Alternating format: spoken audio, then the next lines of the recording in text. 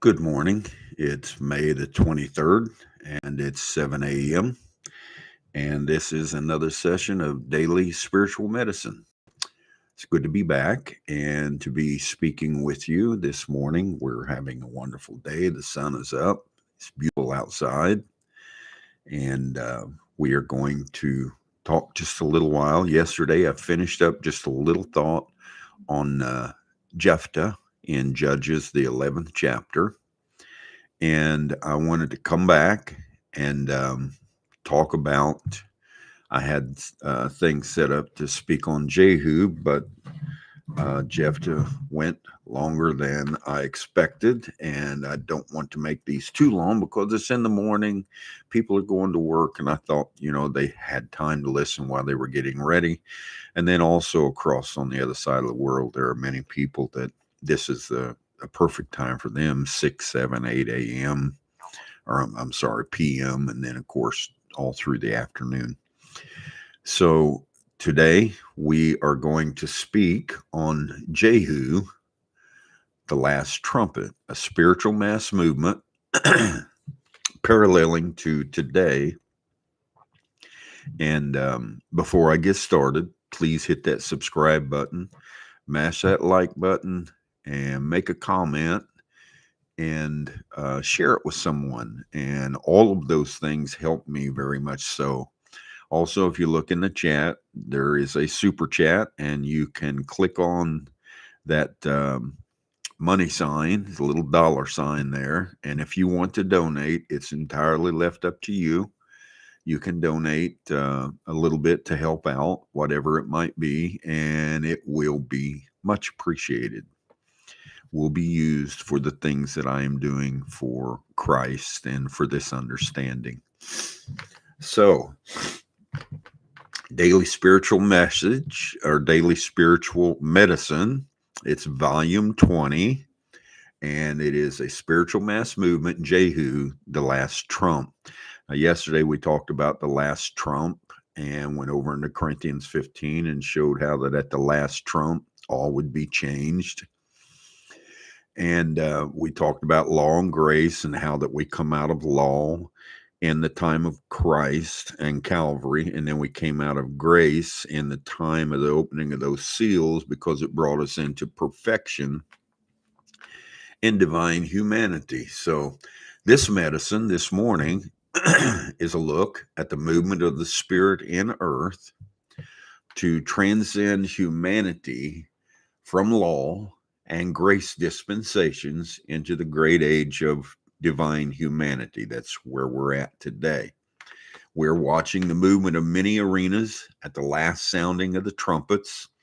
All the church ages sounded off, all the political are sounding, and we're watching the last trump or the last run of a political scene where Trump is seems to be the leadership, and we showed how Jephthah was a perfect parallel, and we're going to look at Jehu today. We're watching the movement of many arenas to the last sounding of the trumpets, catapulting us into a greater vibration and frequency of divine humanity, moving us out of law and grace. So we see Jehu, and he is a king anointed by Elisha. And Elijah was in a cave, and the Lord told Elijah what to do. And he told Elijah, go and anoint Hazael as king over Syria and anoint Jehu as king over Israel, and anoint Elisha as the prophet in your stead. And so we see the Jehu, a king, anointed by Elisha, just as Elijah told him to do after the generation of Elijah. 2 generations after the judgments of Ahab, Jezebel, and Queen Athaliah. So you had Elijah, Ahab, Jezebel, Queen Athaliah. On the where Queen Athaliah became queen, there was a man sitting on that throne of Judah, Benjamin, whose name was Jehoshaphat. And Jehoshaphat had a son, and that son was the prince or the next man to become king, so to speak. and his name was Jehu. And so we see Jehu, a king. He was anointed by Elisha after the generation of Elijah. Then there was Elisha, and then there was Jehu, who was growing up in the midst of them and was like two generations after the judgments of Ahab, Jezebel, and Queen Athaliah. So we see this. I want to read 2 Kings, the 9th chapter, if you happen to want to read some about it. But Jehu's all through Kings and Chronicles. If you would like to read about him, just look his name up. You'll find all sorts of things that this great man did. So it says, and Elijah the prophet called one of the children of the prophets and said unto him, gird up thy loins and take this box of oil in your hand and go to Ramoth Gilead. So he gets a young prophet and he tells him, he gives him a box of oil, an anointing oil. It says, take this box with you and go to Ramoth Gilead. And when you get there, find Jehu, the son of Jehoshaphat, the son of Nimshi, and go in and tell him to stand up from among his brethren and take him to an inner chamber.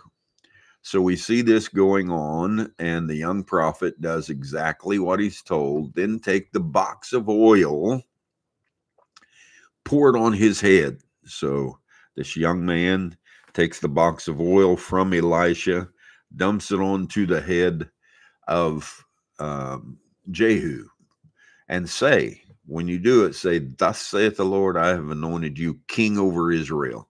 Then open the door and flee, run, and don't wait, don't tarry, go. So get the job done and get out and let the man begin to do his work. Anoint him and leave. So the young man, the prophet, went to Ramoth Gilead. And when he arrived, behold, the captains of the host were sitting. And he said, I have an errand to accomplish concerning you, Captain Jehu. And Jehu said, who is the errand for? And he said, you, Captain. And he arose and went into the house, and he poured the oil on his head. So this young prophet pours the oil onto Jehu's head and says, thus saith the Lord, I have anointed you king over Israel, and of the people of the Lord, even over Israel. You are anointed to smite the house of Ahab. Listen to what he was anointed for. He says, you are anointed to smite the house of Ahab, your master, and avenge the blood of my servants, the prophets, and the blood of all the servants of the Lord who died at the hand of Jezebel. So there are two things going on when Jehu comes on the scene as an anointed king in the arena of politics, while you have Elisha as a prophet. And these two things are, he's going to smite the house of Ahab, number one, and number two, he's going to avenge the blood of all those prophets and all those men who had been killed and died at the hand of Jezebel. So for the whole house of Ahab will perish.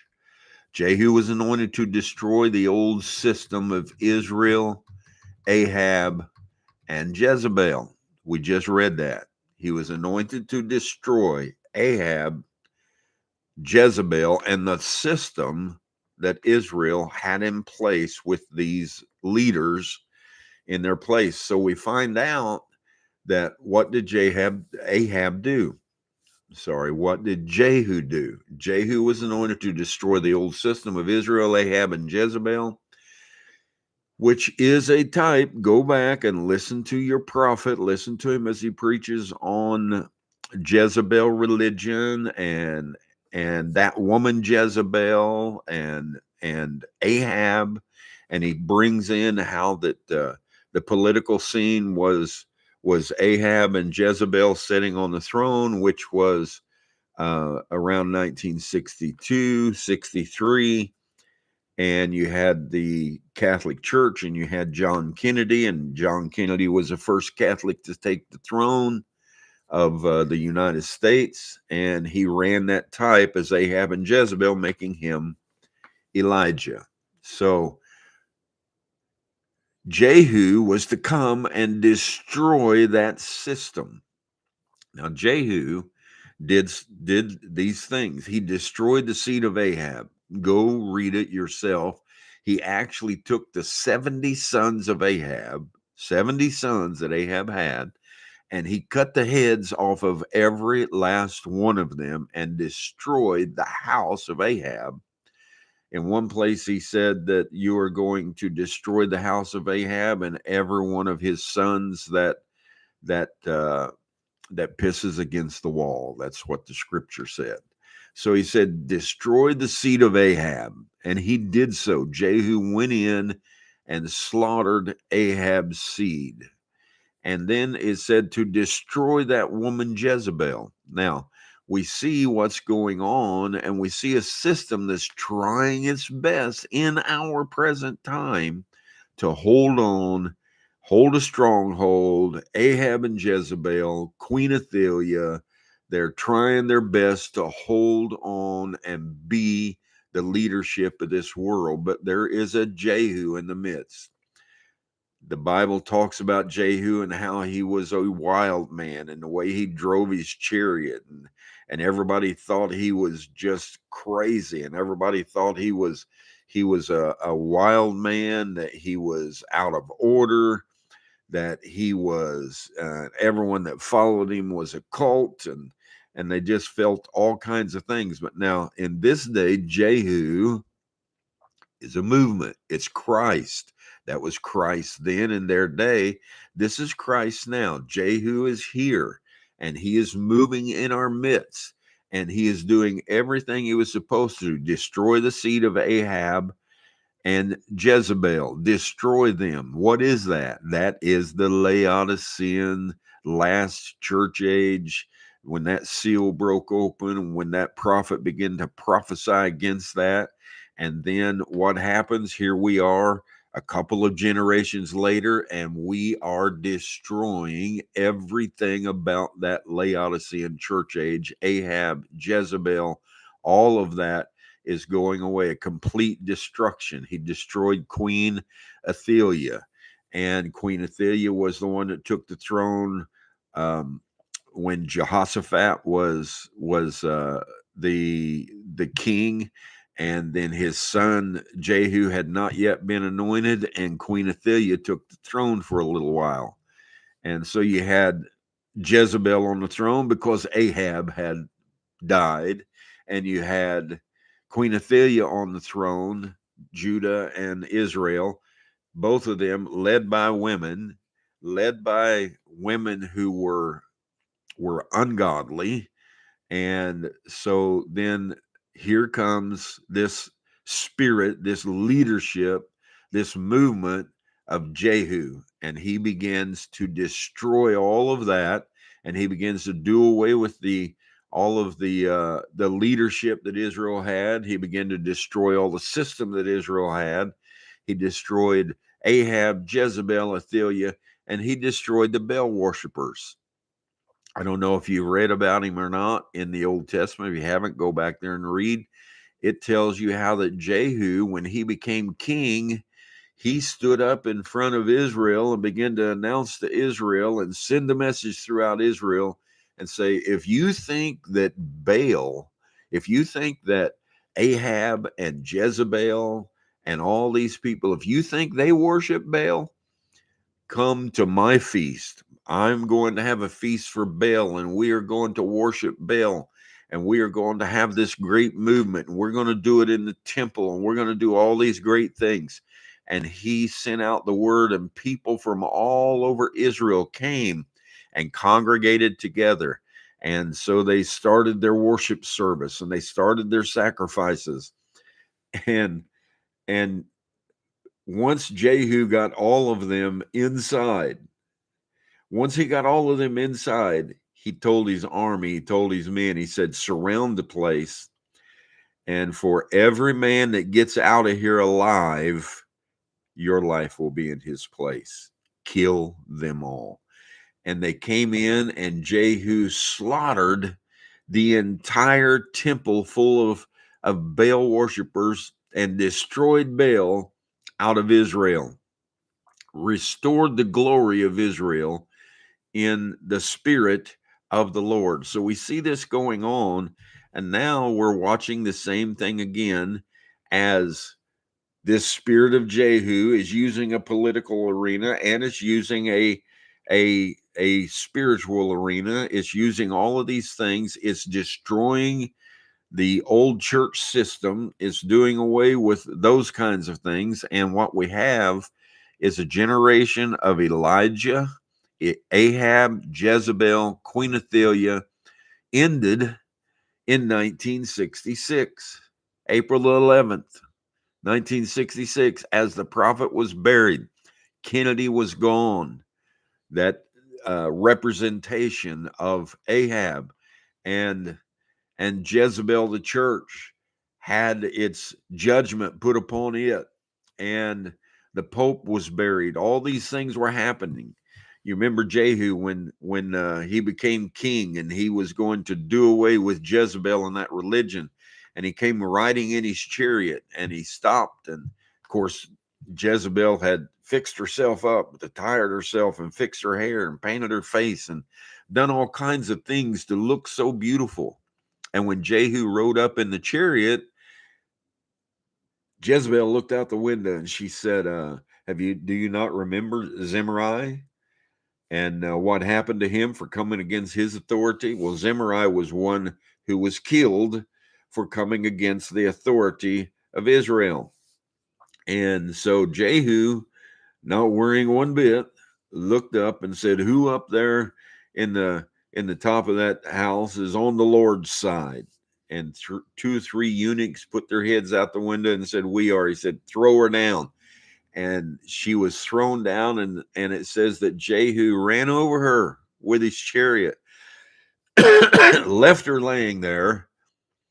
And then after he was sitting and eating that evening, he told some of his men, he said, she is a daughter of a king. Go and get her body and bury her properly.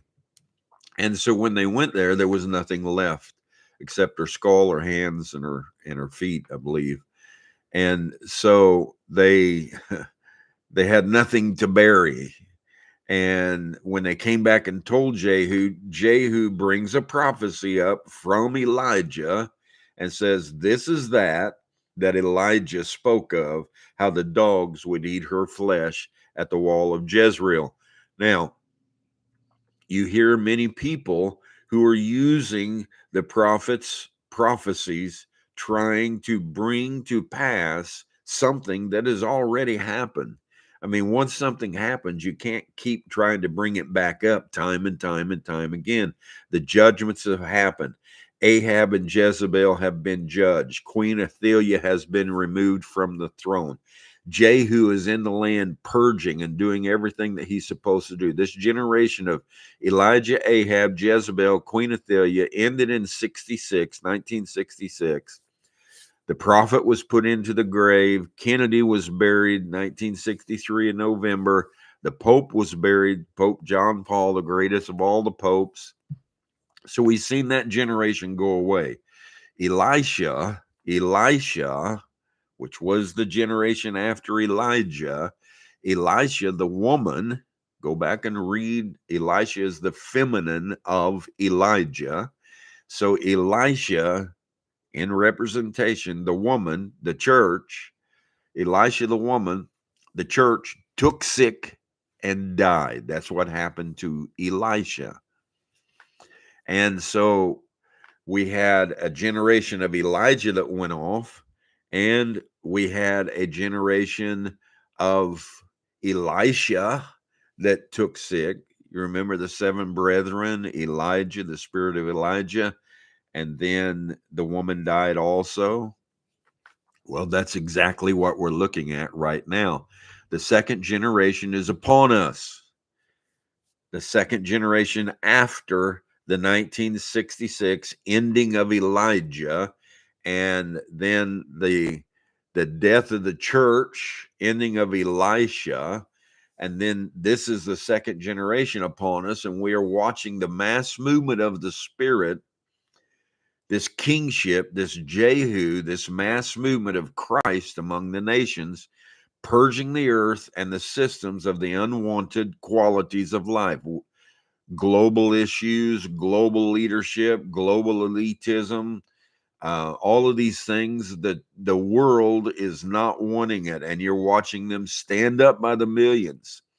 I don't know if you just seen what happened, but we seen number one, we seen the king of Iran, and he for whatever reason he is gone. He is dead. Everyone knows he's dead. Haven't yet figured out totally why, whether it's the weather or whatever it might be. But the head of the leadership is dead in that political arena. And then you've seen what happened just a couple of days ago. Klaus Schwab, who was the leadership of the economic systems of the world, he was removed from his office of the head of all of it, and it said that he would be taking a non-executive role. He's done. He's moved out. What's happening? The world withstood and stood up against so much that was going on and so many things that were trying to be taken over. And the people across Europe, across Asia, across Australia, and the United States and Canada, even though we have leaderships that are trying to take us in that direction, the people stood up. And the people said, we want to purge ourselves of these systems. We want to do away with these systems. We want things. We want leadership. We want good leadership, but we want leadership that is godly, that is not trying to depopulate the earth, that is not trying to do all sorts of things with food and farmland and GMOs and everything else and bring us into hybrid conditions. We want leadership that is going to make the people healthy and lead them spiritually. And the way to do that is through Christ Jesus. And this leadership of Jehu is moving through the earth right now. You're watching rallies about it. You're watching nations about it. You're watching millions walk the streets all across the world about this thing that is happening, this great move of Jehu, the second generation after Elijah, and Jephthah, the second generation after Joshua. And here we are. It's happening all around us. It's a great day. It's a wonderful time.